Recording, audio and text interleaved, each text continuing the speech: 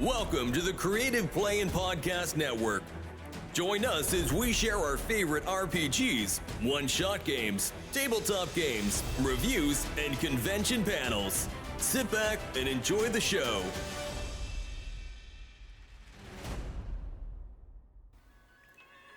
Hi, this is Kelly, aka Trixie from Ragnarok and Roll, assigned to Ragnarok Story, and Tilda Wimblewick from D&D Journey of the 5th Edition. First off, I would just like to say thank you to everyone for listening to our varied adventures, as well as for rating us on iTunes and RPGpodcast.com. If you haven't rated us yet, we would greatly appreciate it if you could.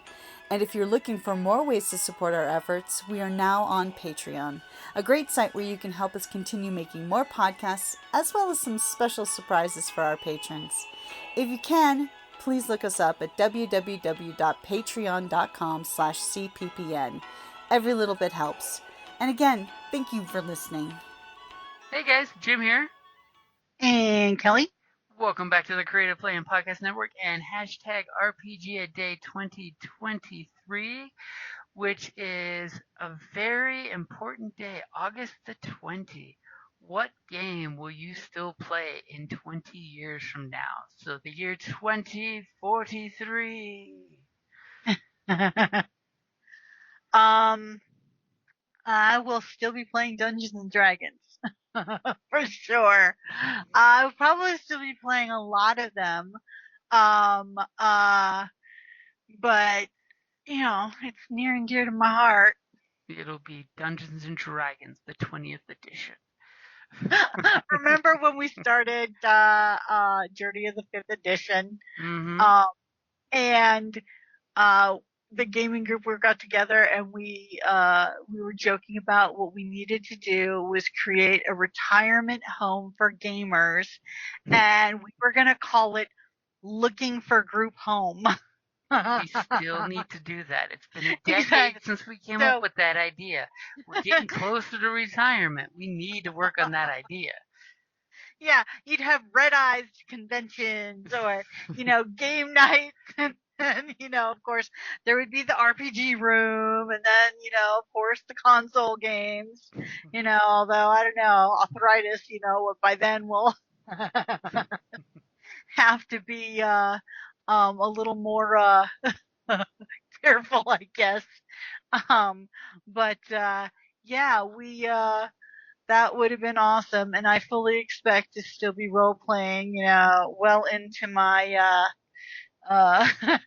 Shuffleboard when hell. 75 for game, the retirement age. Hell yeah, I'll still be gaming. I'll still be doing D&D. I'll still be doing Star Wars. It all depends on the GM though. It's like you're more likely to find a for a D&D game master than some of the others. It just depends. But yep, I will still be doing the Dungeons and the Dragons.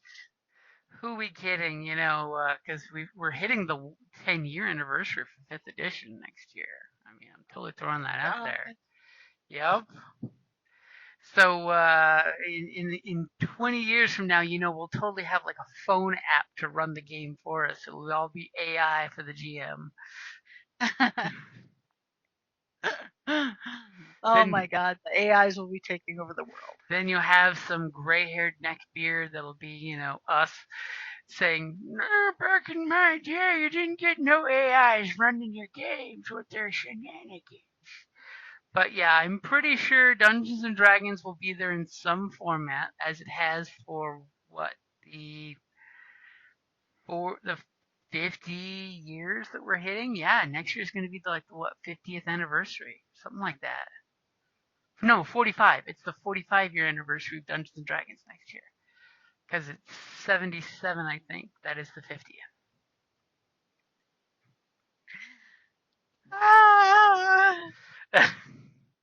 Yeah, it's D&D's 45th birthday next year. Wow. Yep. So Wizards one way or another will be cashing it in somehow. So Dungeons and Dragons will be here for another 20 years, I'm sure, in some format. I'm sure Hasbro will try and find a way to capitalize. I mean, hey, if nothing else, Baldur's Gate 3 apparently has been a big hit, and it's more like D&D than previous versions, which is cool. Except for I hear that there's a problem with the shorter characters, that they don't get the whole romance end that the other people can get because they didn't. Apparently, they didn't put in the animations for those type of things, just for the short characters. Hello, come on, not everybody. I like most of my mains. Like I love playing the small characters. It's a lot of fun. It's like, come on, be better than that. Well, the tiefling said you have to be this tall to ride this ride, and that's what excluded them, you know. Oh.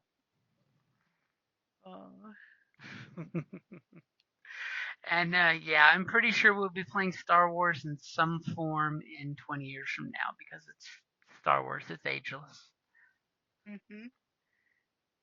Wow, I just realized it. Didn't New Hope come out in 77? Yeah. Star Wars and D&D share the same birthday year.